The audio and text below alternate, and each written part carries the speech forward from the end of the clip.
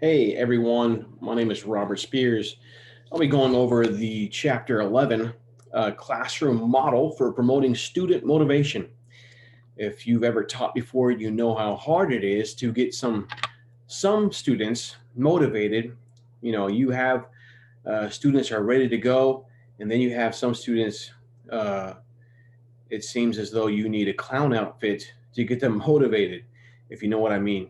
So we'll just go over a few things about motivating or promoting student motivation, and it shouldn't take too long. Just try to. I just wanted to cover a few things in the chapter, not everything, but just a few key points, and also cover the article by Keller, and we'll see that at the end of the presentation. All right, moving on here.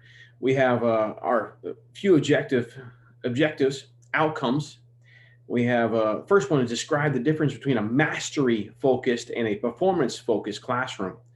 And number two is describe the personal characteristics of teachers who increase students' motivation to learn. And number three, identify the learning climate variables that increase students' motivation to learn. And number four, explain how different instructional variables increase students' motivation to learn. So as you can see, what it boils down to is a motivation to learn. All right.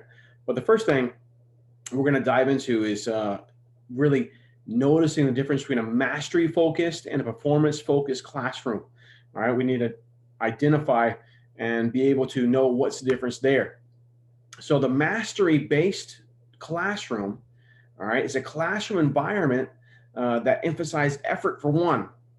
All right. Number two, we need to making and correcting mistakes and continuous improvement and develop understanding. Okay. So it's very important we know what mastery based classroom looks like as compared to a performance focused classroom and environments that stress, okay, performance focused, high grades, public displays of ability, correct answers, and performance compared to others. Now, there's a big difference between performance based and mastery based. Okay, so we need to be aware of that right there. All right, just to note, high levels of teacher student and student student interaction occur in mastery focused classrooms. Okay, high levels. So we want to focus towards a mastery focused classroom. We want to focus in that area. Okay. Here, also in there, students accept responsibility for their learning, and the teachers and students are in this together. A lot different, these two classrooms. Okay. So they're trying to emphasize the difference here. And here's a classroom model for promoting student motivation. They have three major components. Number one, we have a teacher, of course. The teacher is demonstrating personal qualities that increase student motivation to learn. Okay, we need to show our students what it is, what they want, what they need to do. Number two, learning climate. What's the environment? What's the learning environment like? Creating a motivating environment for learning. You know, if you're if you've been in a Sun Tzu classroom or educational classroom, you know, we want to have an environment that is suitable for learning. We don't want all white walls. We're not in an insane asylum. Okay, my fellow educational uh, classmates. And number three, instruction, developing interest in learning activities. We want to get the kids. We first of all we want to find out what the kids' interest, uh, where they lie, and we can dig deeper from there. Okay, so it starts with us, number one, and number two, it continues with us with the environment that the student is in, and number three, it's going to keep again continue with us with how we instruct, with how we teach. Okay, how we can get the interest of the student. Here we have the model from our textbook 11.1 there. And of course, it starts with a teacher. Okay. This is the mastery focused classroom, not performance based, not performance focused, but mastery focused.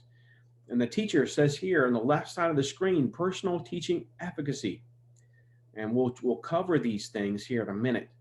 But I just want to show you the model, the classroom model for promoting student motivation. All right, the teacher, we have the learning climate, we have instruction. Okay, and it's all directing towards the student's motivation. That's where we want to focus at. The teacher-student relationship. There on page 466 in the textbooks, a positive teacher-student relationship is the foundation for all motivation. And it is one of the essential characteristics of a motivating classroom and school. I just dug out a few things here and there in the chapter that would be meaningful for this discussion. And let me tell you, my friend, if you haven't figured this out by now, the relationship is so crucial, so critical, and for you as a teacher in the classroom with the student, so very critical. Okay, don't miss that. Don't miss that relationship, because if you miss that, you know, I've heard many teachers say, I'm not your friend. I'm not your friend. I'm not your friend. And let me tell you, kids are people and they're struggling too. Okay, that doesn't motivate me. It doesn't motivate your students when you say, I'm not your friend. I'm not your friend.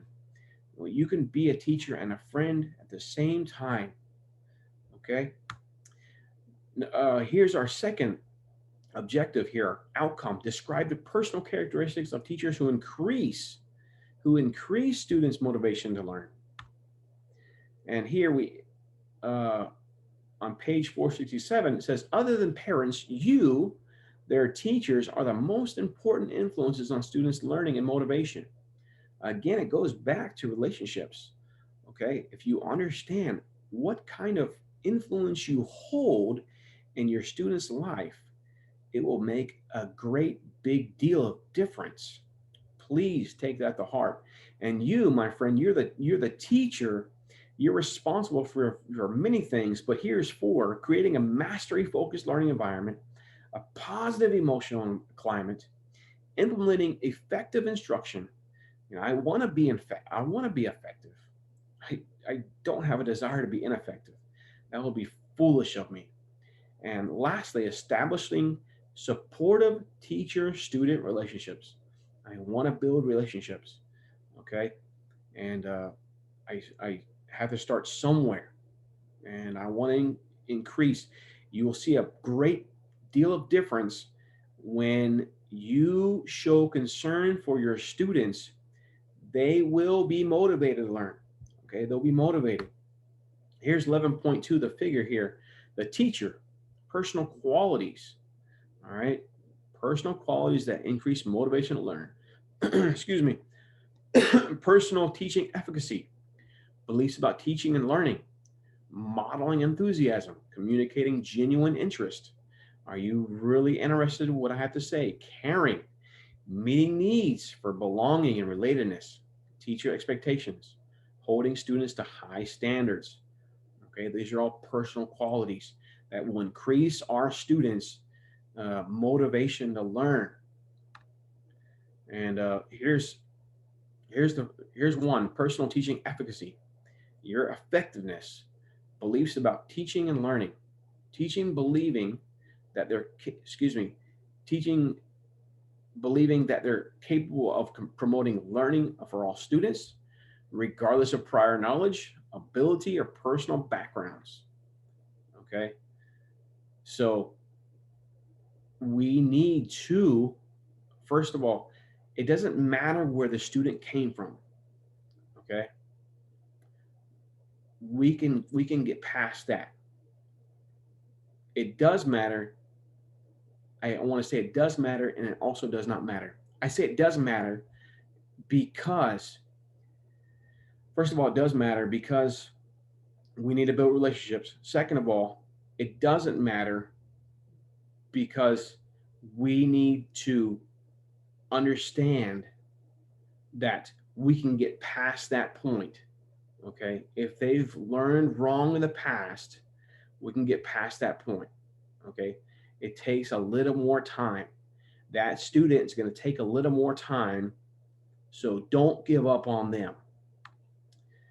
Communicating general interest. We need to modeling and enthusiasm. We need to show genuine interest. Don't be superficial with your students. All right. Do not do that.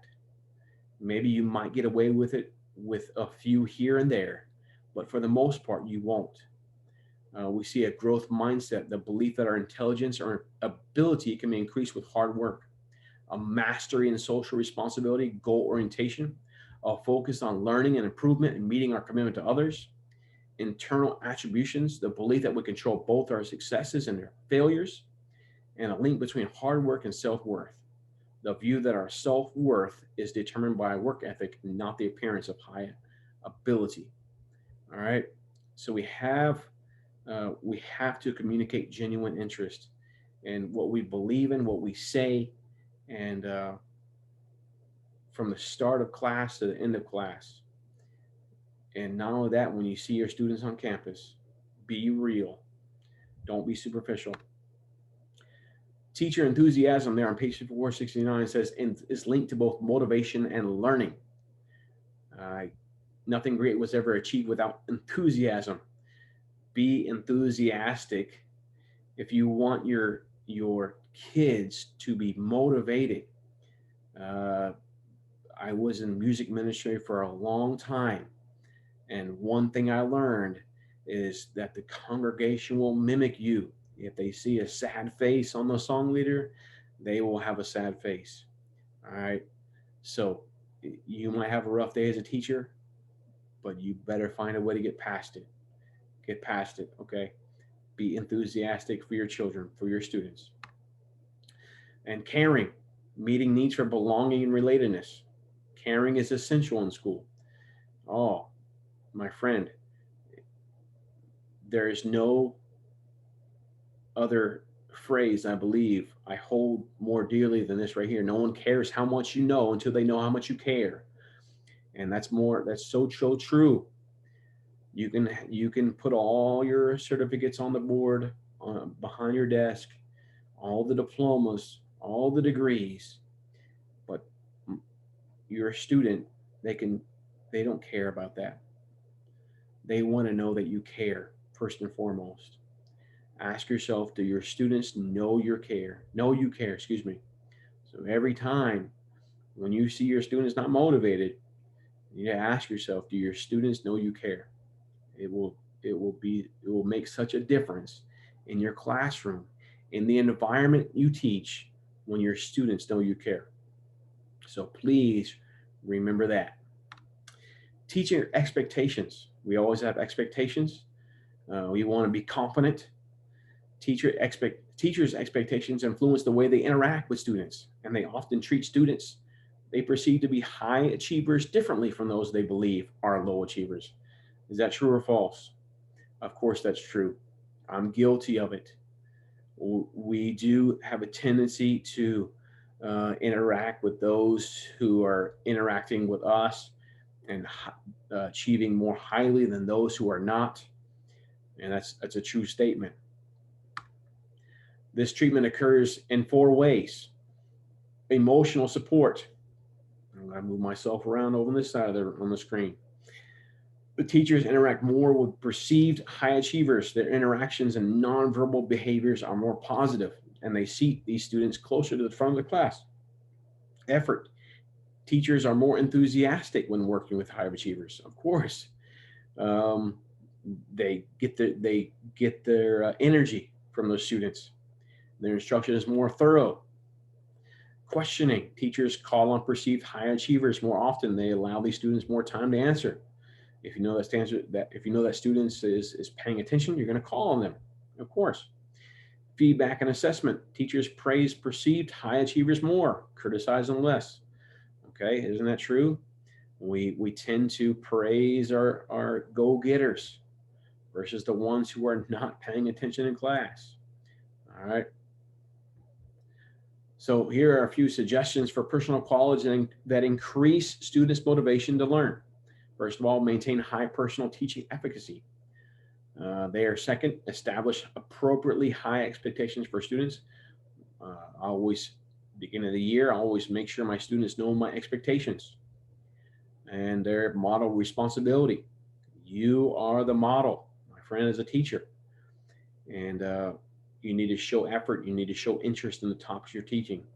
If you don't show interest in the topic you're teaching, why in the world will your students show interest? And lastly, demonstrate caring and commitment to your students' learning. We need to show concern. Be concerned. Do not be superficial. And I'm sorry again, I'm going to move myself over. I'm going to move myself down to the bottom and see what happens. Number 3, identify the learning climate variables that increase students' motivation to learn. Learning climate, creating a motivating classroom environment. It's all about the environment we want. Here's our figure here, 11.3. And we have a few things: order and safety, success, challenge, task comprehension. And we'll just digress on for the first one there, order and safety. You know, children want to know they're in a safe place. Don't miss that. People, especially students, see it in the younger students, they want to be and feel safe. They don't want to feel like they're in a hostile environment. So make sure your classroom is there's order, there's safety. Your students know that they feel safe and that they know that they are safe in your classroom. So make sure that an environment like that is there, is present. And our fourth outcome, explain how different instructional variables increase students' motivation to learn, developing interest in learning activities. It's a little blurry, but I think we'll be okay. And this drops off into 4 different areas: introductory, focus, personalization, involvement, feedback. All right. When you're writing your essays, remember, writing in undergrad, your essays, learning how to write. And of course, I taught English for many years. That first thing, hook. Remember, hook the reader. The same thing applies in the classroom. Hook that student. And first thing we want to do is connect via personalization. Nothing grabs the attention of a person more than a subject that is relatable. All right, we want to be relatable. Make the topic relatable. Some way, somehow, make it relatable. We personalize that instruction. I know it's hard sometimes, but make it happen. Increasing involvement, increasing situational interest. There on page 485, it says when we're talking and actively listening, involved, we pay more attention to the conversation, and our interest in it is higher than when we are on its fringes. Okay, so here I put a stamp there: participation matters. We want the students to be actively involved. You don't want them skylarking. You don't want them staring off into space. Get them involved, actively participating somehow, some way. Get them involved. Feedback is so very important. All right, ask your students what in the world they think is good, is bad. It can be scary. It's okay. There on page 486 of the textbook, it says feedback is one of the most powerful factors that exists for increasing motivation and learning. So get that feedback. All right. It will help in the long run. Get their opinions, get their comments, because that will help you.